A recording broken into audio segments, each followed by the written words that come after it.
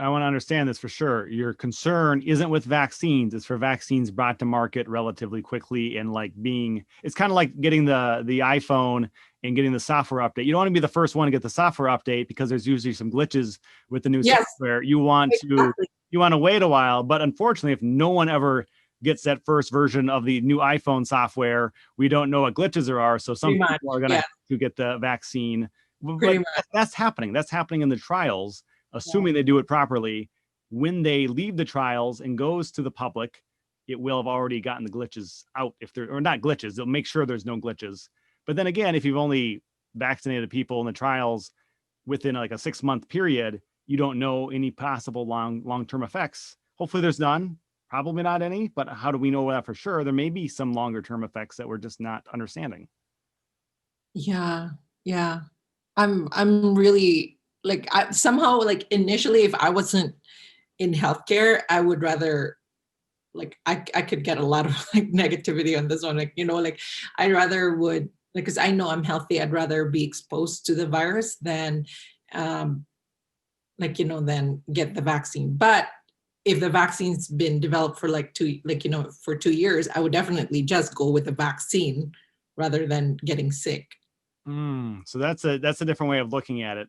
Now that I've had the virus, I would have preferred a vaccine and not go through that. I Mhm. think going through it, learn some things about myself. I can share my experience and maybe that's helpful to others because it seems like a lot more people are going to get this virus, especially in the United States. Like the number of cases every day is just, it's going up like so crazy. The numbers are so high that the virus it's not going to slow down quickly now. It's kind of out of control. So hopefully my message and our conversation helps some people know what's going on with them and they can be prepared for some of these symptoms that I had. But I would have preferred the having had it, I would have preferred being one of the first in line for the vaccine when approved, as opposed to having that 2 weeks of. It's that bad, hey? Like you'd rather just have the vaccine rather than I'd the rather have that 2 weeks of my life back and not feel terrible and not feel kind of cruddy and not feel like the mental part of it. Yeah, I would rather be first in line for the vaccine. what I'll, was the worst part of I'll take my the chances on that. so like what's the worst like what would be your like the worst part that you can say that you don't want to experience again with COVID? Just to kind of like sell me the idea like COVID is really super bad. Like I know COVID kills, but like for people our age, I mean Okay. like Well, just simply, I would rather get a vaccine that I can have some level of confidence in rather than have diarrhea.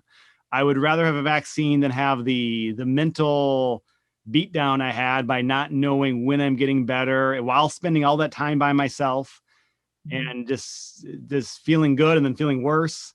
I don't want that. I would rather just look the other way and close my eyes and let the nurse shoot me with a needle and hope that solves all my problems. I mean, that's what I trust with vaccines.